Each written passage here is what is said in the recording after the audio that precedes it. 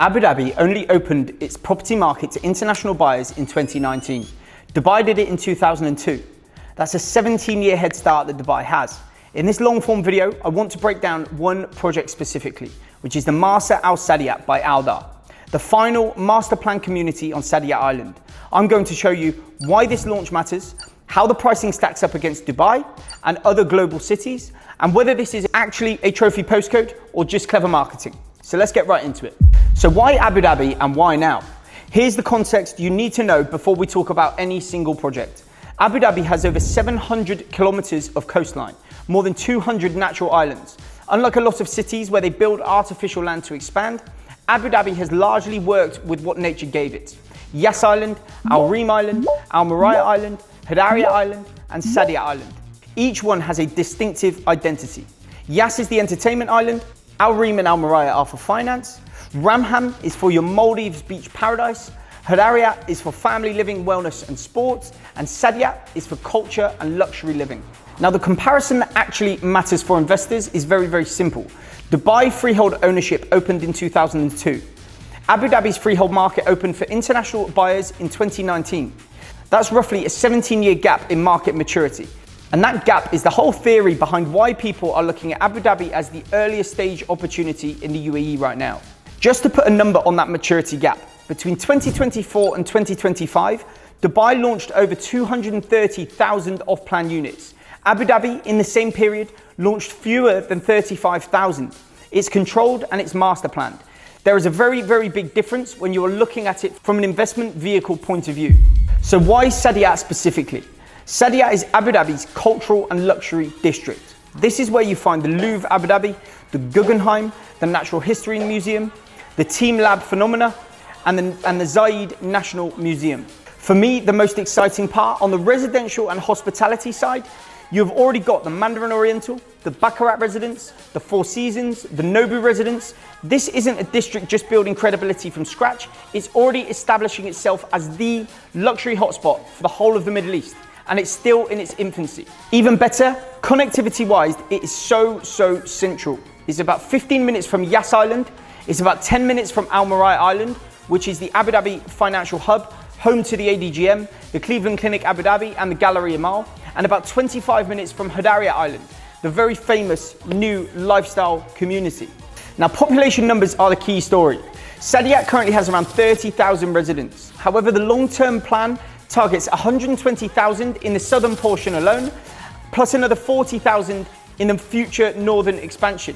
That's roughly a 300% population growth still to come. In other words, the island is still very early in its own story. Abu Dhabi and Dubai both sit currently just over 4 million residents, both of a very different demographic. However, you could argue both have a very competitive outlook on the growth over the next 10 years. And there's good argument to say that Abu Dhabi might just eclipse Dubai in certain areas. So the pricing case, is Saadiyat actually undervalued? Now let's talk numbers, because this is where I want you to think critically rather than just take the marketing at face value.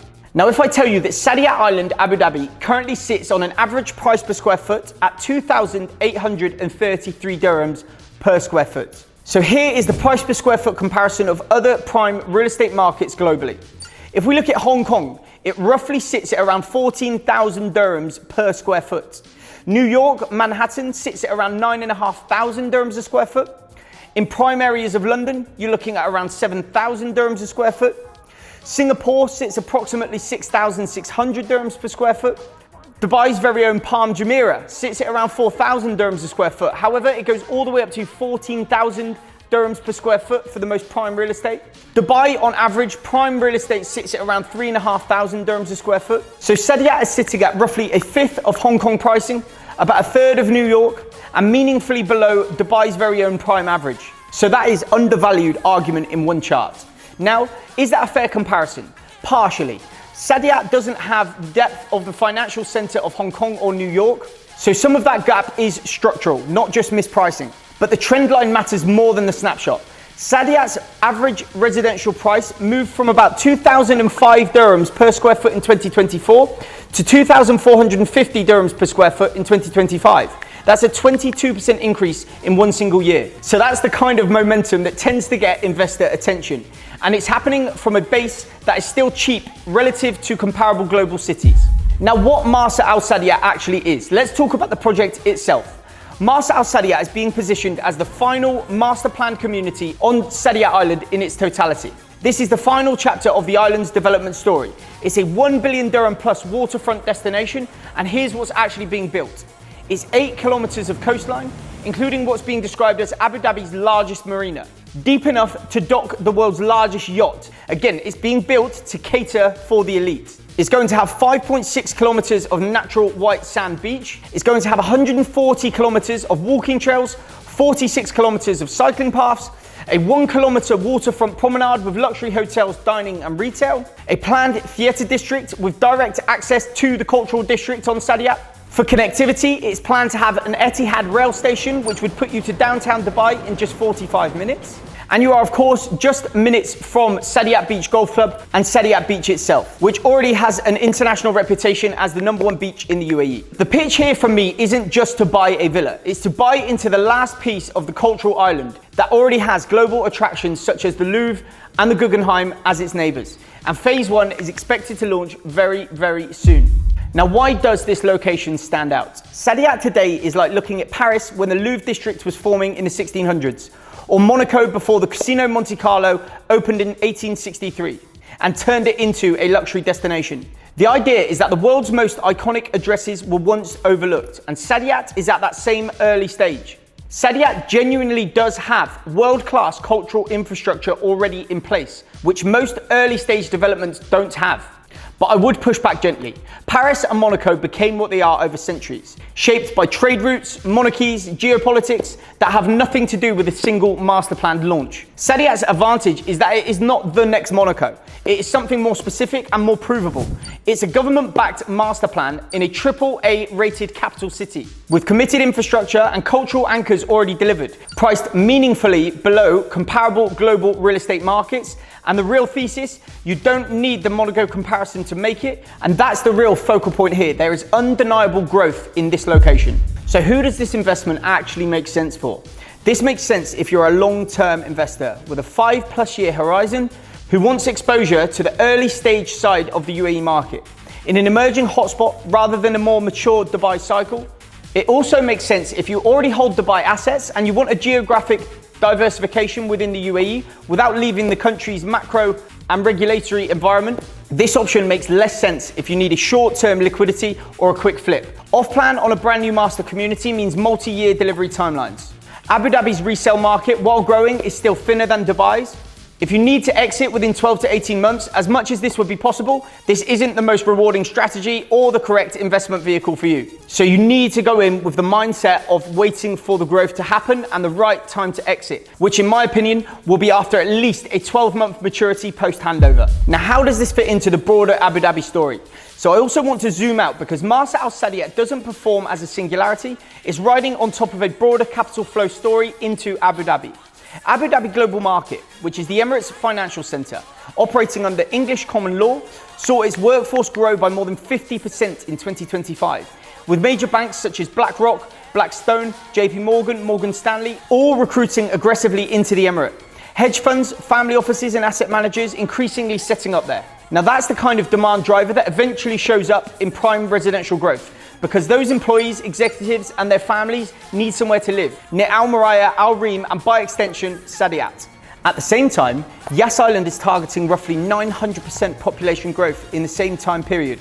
Of course, driven by Ferrari World, Yas Water World, Warner Brothers with Harry Potter World, and of course the announced Disney Abu Dhabi. They also have events like the F1 Abu Dhabi Grand Prix, the UFC, the NBA, and of course the planned Las Vegas Sphere also coming to Yas. That's relevant context for anyone who's considering Marsa Al Saadiyat, because it also tells you that Aldar have a wider Abu Dhabi master plan and are building more than just one hero project. They're building an interconnected capital, 20 minutes apart on average from each island, and every single island serving a different purpose. Saadiyat's job in that ecosystem is culture and premium residential living, which is exactly why the Marsa Al Saadiyat sits in its own lane of luxury. So here's where I land on this. The undervaluation argument holds up on the numbers. Saadiyat at roughly 2,800 dirhams per square foot, next to Dubai's prime 3,500 dirhams a square foot, and global comparables are multiples higher. The 22% year-on-year price growth on Saadiyat Island from 24 to 25 backs up that capital is already moving, and Marsa Al Saadiyat is the final master community on an island that is already established with major attractions, and that it is a legitimately differentiated asset in Abu Dhabi's own pipeline.